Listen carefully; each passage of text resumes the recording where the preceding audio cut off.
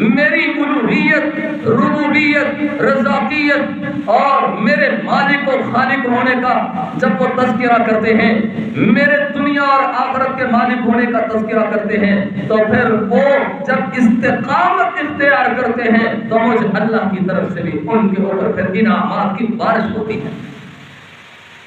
میں اللہ بھی ان پر انعامات کی بارش کرتا ہوں۔ کیسے؟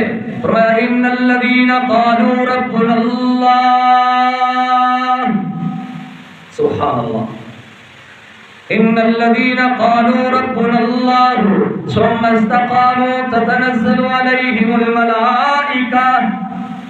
فرمایا جب وہ میرا نام لیتے ہیں، جب وہ میرا تذکرہ کرتے ہیں، میری ربوبیت کا، میری الوہیت کا، میری خالقیت کا، میری مالکیت کا، میری وحدانیت کا، میرے رب ہونے کا اقرار کرتے ہیں، ان الذین قالوا ربنا اللہ، اللہ اکبر۔ آدم علیہ السلام نے بھی اللہ کی الوہیت، وحدانیت، ربوبیت کا تذکرہ کیا۔ بات کو مختصر کرو، آدم علیہ السلام سے یہ سلسلہ چلتے چلتے حضرت محمد رسول اللہ صلی اللہ علیہ وسلم کی ذات اقدس تک پہنچ جاتا ہے۔ میرے پاک پیغمبر علیہ السلام اس دنیا کے اندر اللہ کی وحدانیت کا، اللہ کی الوہیت کا، اللہ کی خالقیت و مالکیت کا، اللہ کے رزاق ہونے کا، غفار ہونے کا، ستار الوجوہ ہونے کا، غفار الذنوب ہونے کا، اللہ جب میرے محبوب نے اعلان فرما دیا، فرمایا دنیا والو لا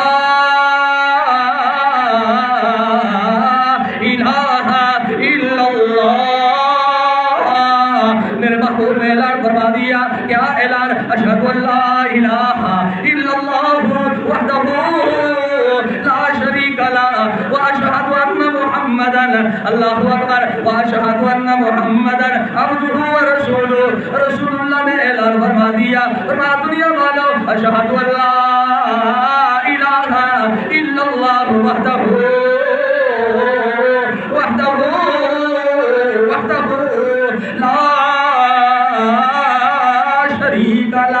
میرے محبوب نے اعلان فرما دیا، اوہ دنیا والو اللہ اکیلا ہے، وحدہ لا شریک ہے۔ کیسے؟ وہ اپنی ذات میں بھی تنہا یکتا اکیلا، وہ اپنی صفات میں بھی یکتا تنہا اکیلا، نہ ذات میں کوئی شریک ہے اور دنیا والو نہ اس کی صفات میں کوئی شریک ہے۔ کون بتا رہے؟ امام الانبیاء حضرت محمد رسول اللہ صلی اللہ علیہ وسلم نے بتا دیا۔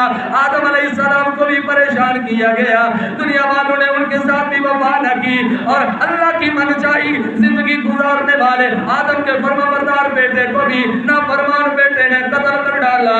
اللہ، اور اسی طرح جناب نوح علیہ السلام کو دیکھ لے، جناب یوسف علیہ السلام کو دیکھ لے، جناب ہود علیہ السلام کو دیکھ لے، جناب صالح علیہ السلام کو دیکھ لے، جناب لوط علیہ السلام کو دیکھ لے، جناب خلیل اللہ علیہ السلام کو دیکھ لے، اسماعیل ذبیح اللہ کو دیکھ لے۔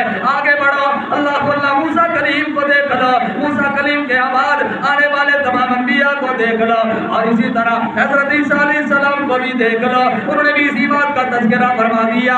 آخر پر حضرت محمد رسول اللہ صلی اللہ علیہ وسلم نے بھی یہی درس دیا، مکہ کی سرزمین پر بھی یہی درس دیا، اور طائف میں چلے جاتے ہیں، میرے محبوب طائف میں جاتے ہیں، طائف کے اندر بھی اسی بات کا درس دیا، اسی بات کا سبق پڑھایا اور یہی اعلان فرمایا۔ طائف سے نکلے آقا علیہ السلام نے مکہ کی گلیوں میں بھی یہی درس دیا، ابو جہل کے دروازے پر بھی یہی درس دیا، اور مسجد حرام کے اندر بھی یہی درس دیا، مکہ کی گلیوں میں یہی درس دیا، شیب ابی طالب میں یہی درس دیا۔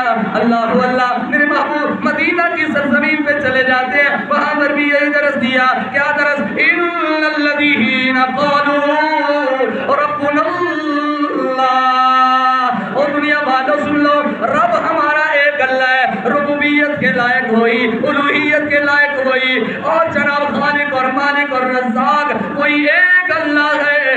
اس پر جب مشکلات آئیں، مکہ کی گلیوں میں بھی آئیں، طائف کی وادی میں بھی آئیں، مدینہ کی سرزمین پر بھی آئیں، اللہ اکبر، جب اللہ کے رب ہونے کا اعلان فرما دیا، اور یہی تذکرہ آج میں اور آپ جب اللہ کی وحدانیت کا اعلان کرتے ہیں، ہمیں بھی پریشان کرنے والے آ جاتے ہیں۔ اور دنیا والوں، یہ نہیں ہو سکتا کہ آپ اللہ کا نام لیں اور آپ کو کوئی پریشان نہ کرے، آپ اللہ کی توحید کا فریرہ لہرائیں، اللہ کی وحدانیت کا اعلان کریں اور آپ کو کوئی پریشان نہ کرے، آپ کو کوئی تنگ نہ کرے، آپ کی کوئی مخالفت نہ کرے، ایسا نہیں ہے۔ لیکن سن جب تیری اور میری مخالفت ہوگی اور ہم بھی اپنے محبوب کے نقش قدم پر چلیں گے، کیا مکہ کی سرزمین پر بھی استقامت اختیار فرمائی، وادی طائف میں بھی استقامت اختیار فرمائی، شیب ابی طالب میں قید ہو گئے پھر بھی استقامت اختیار فرمائی، مدینہ ہجرت فرما گئے پھر بھی استقامت اختیار فرمائی، اور اللہ کے اعلان فرما رہا ہے، فرمایا جو میرے نام کو لینے کے بعد تم پر مشقتیں آ جائیں، مصیبتیں آ جائیں، پریشانیاں آ جائیں، ان الذین قالوا ربنا اللہ، اور جب تم نے کہا اللہ میرا رب ہے، پھر اس کے بعد ثم استقاموا، تو نے اس پر استقامت اختیار فرما لی، تو پھر اللہ جی ملے گا کیا؟ فرمایا تتنزل علیہم الملائکہ، پھر اللہ کی طرف سے فرشتے نازل ہوں گے۔